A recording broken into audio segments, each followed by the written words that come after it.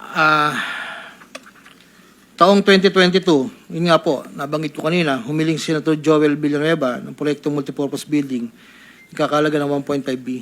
Sa halagang 1.5B ay 600 million lamang ang napagbigyan na pondo para sa multipurpose building. Hindi ito napagbigyan, kaya napilitan kaming gumawa ng paraan ni Yusek Bernardo. Hindi humingi ng partikular na proyekto o porsyento si Senator Joel, pero inutos ni Yusek Bernardo na bigyan na lamang ng proyekto na may katumbas na 150 million na proponent. Dahil dito, nabigyan si Senator Joel ng proyektong unprogrammed operations ng 2023 nagkakalaga ng 600 million na pawang mga flood control ng mga proyekto at kung saan susumahin na 25% na proponent ay may halaga na 150 million. Hindi alam ni Senator Joel na flood control ang mga proyektong nailan sa kanya dahil ang aking pagkakalam ay ayaw po ni Senator Joel ang project na flood control.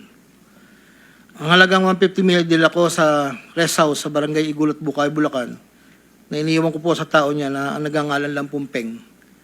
Sinabi ko kay Peng na pakibigay na lang kay boss, tulong lamang yan para sa future na plano niya. Hindi po nila alam na doon galing yon sa flood control. Matapos po na hindi na po kami nagkausap. Sa kay Senator Jinggoy naman po, sa pagkakatanda ko, nasa 2024 budget hearing kami sa Senado. Kasama ko si Yusek Bernardo. Sa pagitan ng alas 9 hanggang alas 10 ng gabi, habang kami naghihintay, tinanong ako ni Yusek Bernardo kung mayroon pa akong gustong lagyan at mayroon pang available na 355 si SJE. Ayon po kay Yusek Bernardo. Sabi ko po, boss, meron naman. Sagot ni Yusek Bernardo sa akin na ipasok ko agad sa kanyang listahan ng oras na yun. Agad-agad po akong nagpagawa ng listahan sa staff ko at sa loob ng 10 to 15 minutes, pinasa ko na po ang listahan kay Yusek Bernardo. Ito po ang listahan ng mga proyekto na banggit. Ito po ay puro pumping station po with floodgates.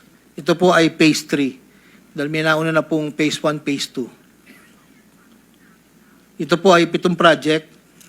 Mayroon pong 360 million, isang 45, isang 50, dalawang 40 million na may kabuang 355. Ang proponent po nito ay 25% at binigay ko yung Yusek Bernardo kasama ang may iba pang proponent ng mga pondong biniba niya sa akin para sa taong 2025. Wala po akong direktang transaksyon o direktang pakipag-ugnayan kay Senator Jinggoy.